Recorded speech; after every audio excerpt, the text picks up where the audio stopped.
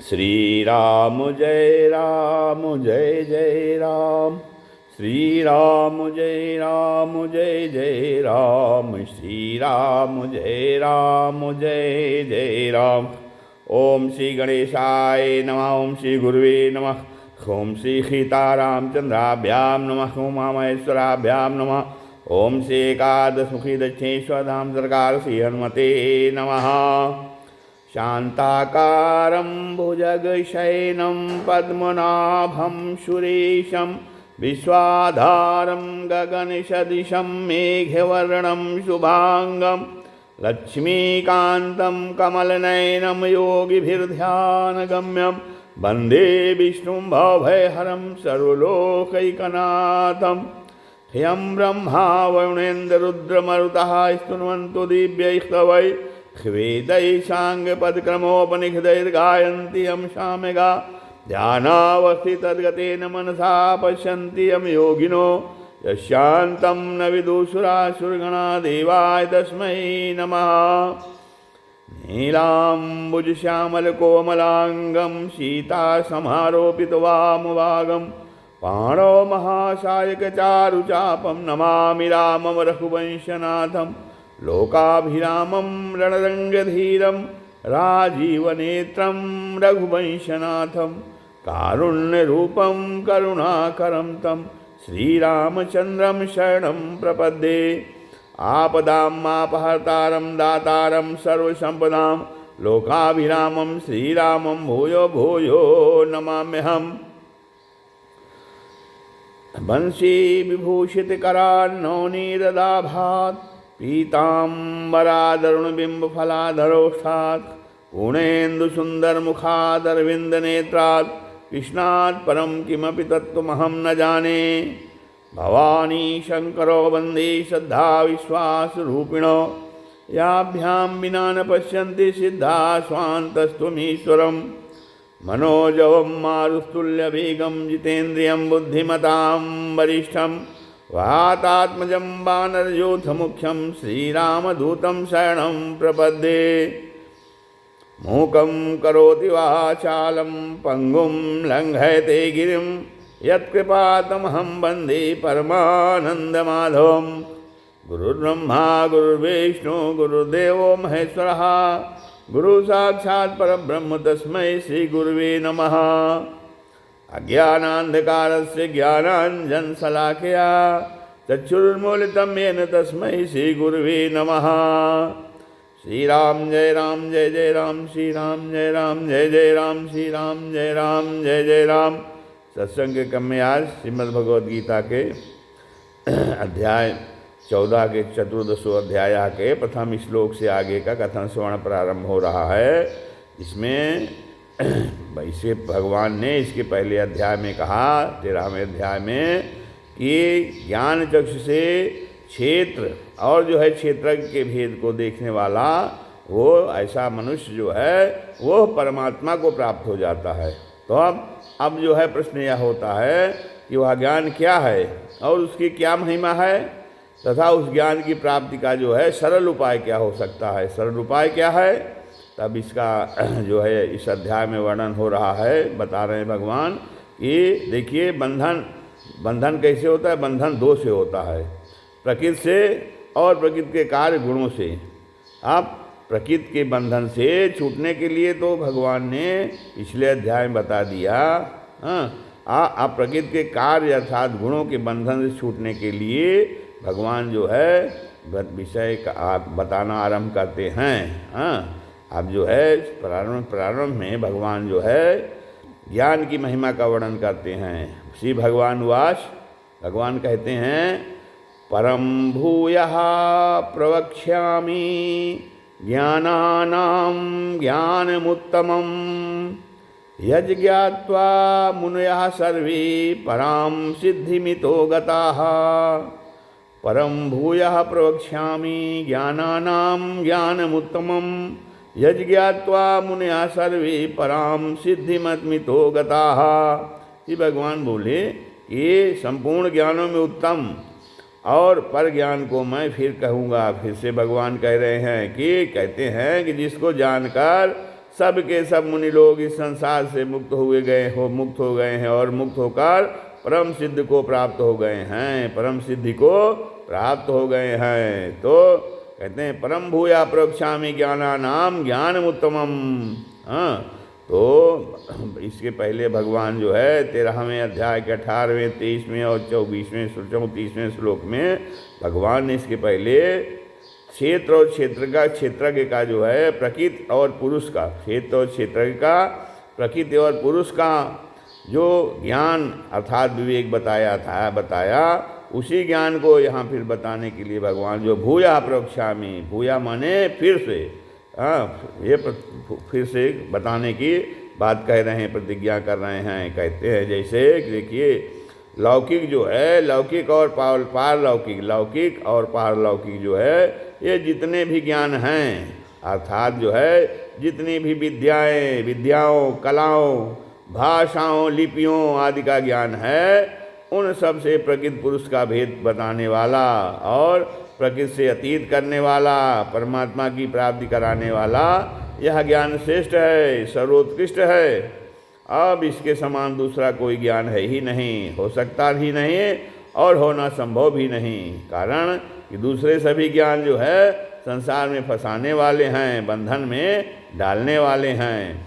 तो यद्यपि उत्तम और पर इन दोनों शब्दों का एक ही अर्थ होता है, तथापि फिर भी जहाँ एक अर्थ के दो शब्द एक साथ आ जाते हैं वहाँ उनके दो अर्थ हो जाते हैं।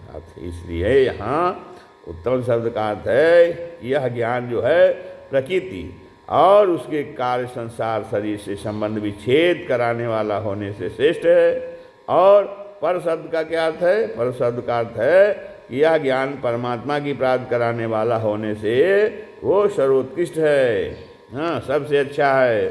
तो यद ज्ञात्वा मुनिः सर्वे पराम सिद्धिमितो गताः। तो कहते हैं कि ऐसा ज्ञान है कि जिस ज्ञान को जान करके अर्थात जिसका अनुभव करके बड़े बड़े मुनि लोग इस संसार से मुक्त होकर जो है वो परमात्मा को प्राप्त हो गए हैं। हाँ, तो भगवान कहते हैं ऐसे ज्ञान को मैं तुम्हें बता रहा हूँ, कह रहा हूँ। तो उस ज्ञान को प्राप्त करने पर कोई मुक्त हो और कोई मुक्त न हो ऐसा होता ही नहीं। प्रत्युत इस ज्ञान को प्राप्त करने वाले सब के सब जो है मुनि लोग मुक्त हो जाते हैं, संसार के बंधन से, संसार की परवस्था से छूट जाते हैं और परमात्मा को प्राप्त हो जाते हैं।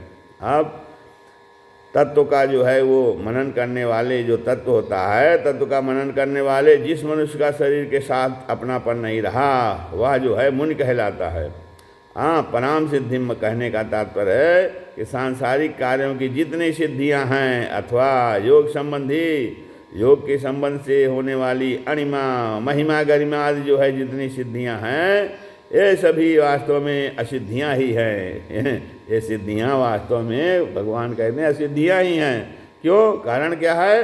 कारण कि ये वे सभी जो है जन्म मरण देने वाली, बंधन में डालने वाली, परमात्म प्राप्ति में बाधा डालने वाली हैं। ये सारी सिद्धियां इस प्रकार से कही जाती हैं। परंतु जो है परमात्म प्राप्ति रूप जो परमात्मा की प्राप्ति रूप जो सिद्धि है वह सर्वोत्कृष्ट है। सर्वोत्कृष्ट सिद्धि क्या है?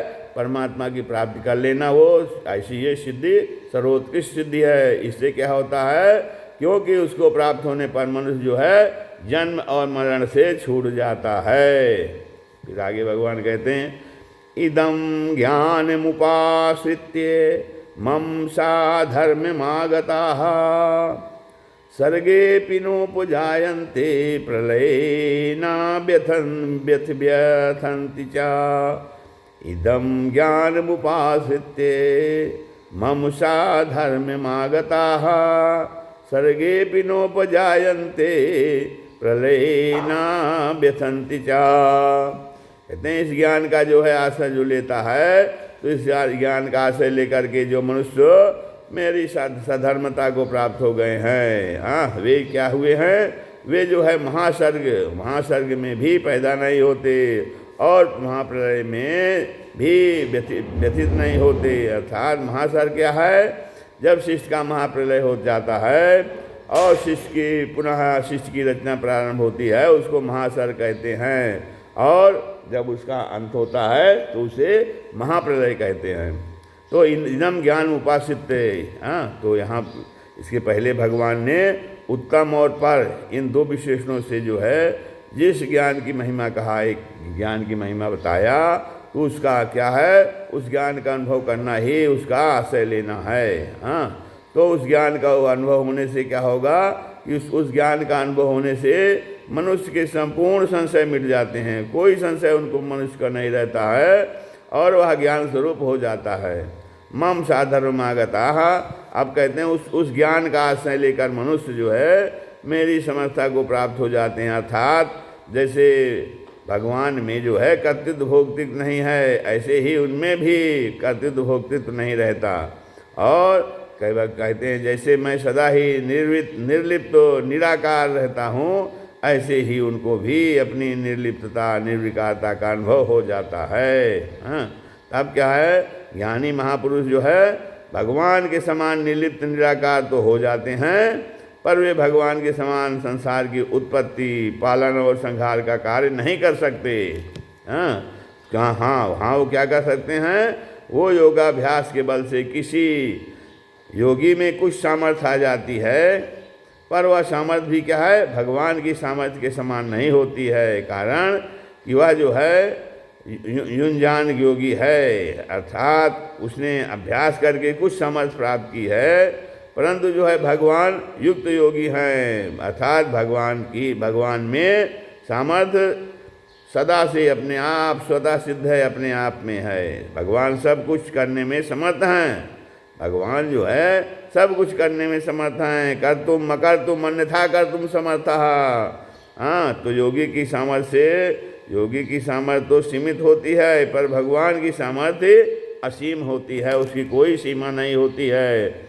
आप स्वर्गे बिना जायन्ते, आप यहाँ जो है अभिपद से ये क्या बता रहे हैं कि अभिपद से मालूम हो रहा है कि वे ज्ञानी जो महापुरुष हैं महासर के आरंभ में भी वो उत्पन्न नहीं होते हैं। अब महासर के आदि में 14 लोगों की तथा उन लोगों के अधिकारियों की उत्पत्ति होती है, पर वे महापुरुष उत्पन्न नहीं होते हैं, अर्थात उनको फिर कर्म परवश होकर शरीर धारण नहीं करना पड़ता, बल्कि क्या होता है कि प्रलय न प्रभु न व्यसंति चा, और वो लोग जो है महासर के समय शरीर धारण नहीं करते, और महाप्रलय में जो है संवर्तक अग्नि से चराचर सभी प्राणी भस्म हो जाते हैं। समुद्र के बढ़ जाने से पृथ्वी डूब जाती है, 14 लोकों में हलचल हाहाकार मच जाता है। तब सभी जो है ज्ञान प्राणी दुखी होते हैं, नष्ट होते हैं, परंतु जो है महाप्रलय में उन ज्ञानी महापुरुषों को जो है कोई दुख नहीं होता, उनमें कोई हलचल नहीं होती, विकार नहीं होता। वे महापुरुष जो है जिस तत्व को प्राप्त हो गए हैं उस तत्व में हलचल विकार है ही नहीं, तो फिर से महापुरुष व्यतीत कैसे हो सकते हैं, नहीं हो सकते हैं। तो अब महासर्ग में भी उत्पन्न होने और महाप्रलय में भी व्यथित न होने का क्या तात्पर्य है, इसका तात्पर्य क्या है, तात्पर्य यह है कि ज्ञानी महापुरुष का प्रकृति और प्रकृतिजन्य जो गुण हैं, उन प्रकृति और प्रकृतिजन्य गुणों से सर्वथा संबंध विच्छेद हो जाता है।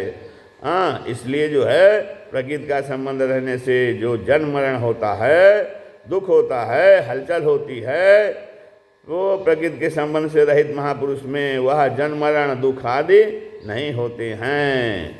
श्री राम जय राम जय जय राम, श्री राम जय राम जय जय राम, श्री